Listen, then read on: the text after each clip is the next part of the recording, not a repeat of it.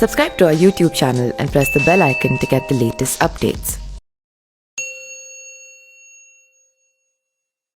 नमस्कार, मैं पिंटू सिंह यादव आप सभी का स्वागत करते हैं अमेजिंग वर्ल्ड में। जैसे कि आप सभी को पता है कि अमेजिंग वर्ल्ड चैनल पे दुनिया के रहस्य, दुनिया के इतिहास और मंदिर मस्जिद की गाथाओं को लेकर हम अपने चैनल पे आते हैं। तो इसलिए मैं आप सभी से अनुरोध करूंगा कि इस चैनल अमेजिंग वर्ल्ड को सब्सक्राइब कर जरूर जुड़ जाएं, ताकि जो भी इन्फॉर्मेशन इस चैनल पर अपलोड हो सीधे आपके मोबाइल फ़ोन पर पहुँचे।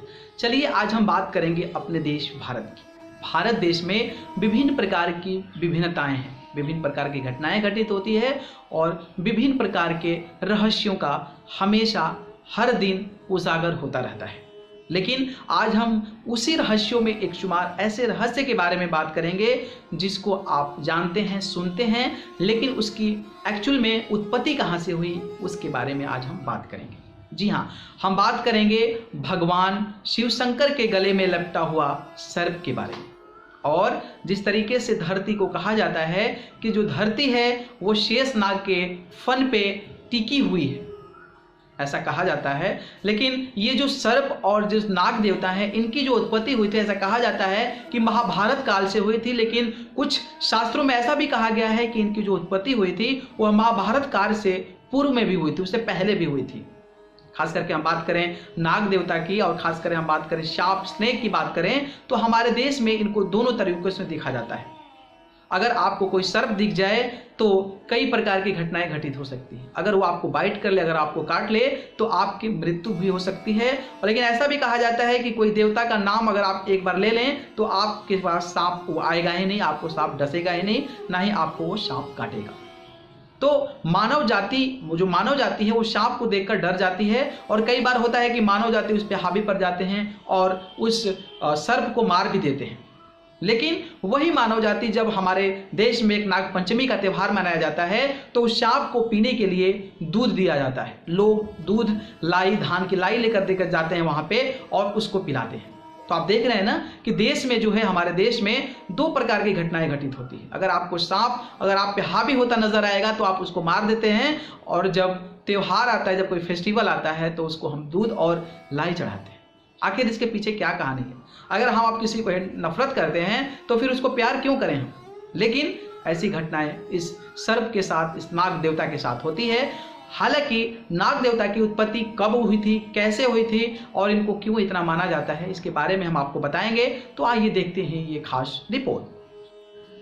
हमारे धर्म ग्रंथों में शेषनाग, वासुकी नाग, तक्षक नाग, करकोटक नाग, धृतराष्ट्र नाग, कालिया नाग आदि नागों का वर्णन मिलता है। आज हम आपको इस लेख में इन सभी नागों के बारे में विस्तार से बताएंगे। लेकिन सबसे पहले हम आपको इन पराक्रमी नागों के पृथ्वी पर जन्म लेने से संबंधित पौराणिक कहानी सुनाते हैं।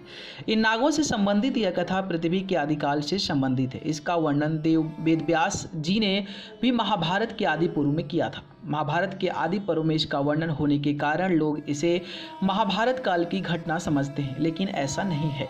महाभारत के आदि काल में कई ऐसे घटनाएं का वर्णन है जो कि महाभारत काल से बहुत पहले घटी थी, लेकिन उन घटनाओं का संबंध किसी न किसी तरीके से महाभारत से जुड़ते हैं, इसलिए उनका वर्णन महाभारत के आदि पर्व में किया गया है। कद्रु और बिंता दक्ष प्रजापति की पुत्रियां थी और दोनों कश्यप ऋषि को ब्याही थी। एक बार कश्यप मुनि ने प्रसन्न होकर अपनी दोनों पत्नियों को वरदान मांगने को कहा। कद्रु ने एक सहज पराक्रमी सर्पों की मां बनने की प्रार्थना की और बिंता ने केवल 2 पुत्रों की, किंतु दोनों पुत्र क्रतु के पुत्रों से अधिक शक्तिशाली, पराक्रमी और सुंदर हो।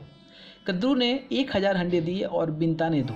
सामने आने पर कद्रु के अंडों से 1000 सांपों का जन्म हुआ। कद्रु के बेटों में सबसे पराक्रमी शेषनाग थे।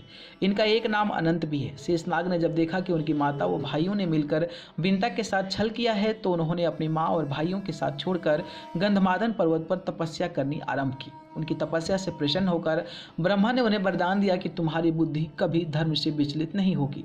ब्रह्मा ने शेषनाग को यह भी कहा कि पृथ्वी निरंतर हिलती डुलती रहती है, अतः तुम इसे अपने फन पर इस प्रकार धारण करो कि यह स्थिर हो जाए। इस प्रकार शेषनाग ने संपूर्ण पृथ्वी को अपने फन पर धारण कर लिया। क्षीरसागर ने भगवान विष्णु शेषनाग के आसन पर ही विराजित होते हैं। धर्म ग्रंथों के अनुसार भगवान श्री राम के छोटे भाई लक्ष्मण व श्री कृष्ण के बड़े भाई बलराम शेषनाग के ही अवतार हैं। तो देखा आपने कि जिस तरीके से नाग देवता सर्प देवता की जिस तरीके से उत्पत्ति हुई थी और उसके बाद से हमारे देश में नाग देवता को कहीं ना कहीं निगेटिव तौर पे देखा जाता है, और जब हमारे त्यौहार नागपंचमी का मनाया जाता है तो इनको एक पॉजिटिव यानी कि सकारात्मक सोच के साथ उनको लोग दूध पिलाते हैं, लाई खिलाते हैं। बाकी इसी प्रकार की और भी तमाम जानकारी हम अपने चैनल पर लेकर आते रहेंगे। तब तक हमारे चैनल अमेजिंग वर्ल्ड को सब्सक्राइब कर जरूर जुड़ जाएं, ताकि जो भी इन्फॉर्मेशन इस चैनल पर अपलोड हो सीधे आपके मोबाइल फोन पर पहुंच जाए। अगर आपको ये वीडियो पसंद आया तो आप ज़्यादा से ज़्यादा शेयर करें, लाइक करें, कमेंट करें और चैनल को सब्सक्राइब जरूर करें। बहुत बहुत धन्यवाद। नमस्कार। Subscribe to our YouTube channel and press the bell icon to get the latest updates.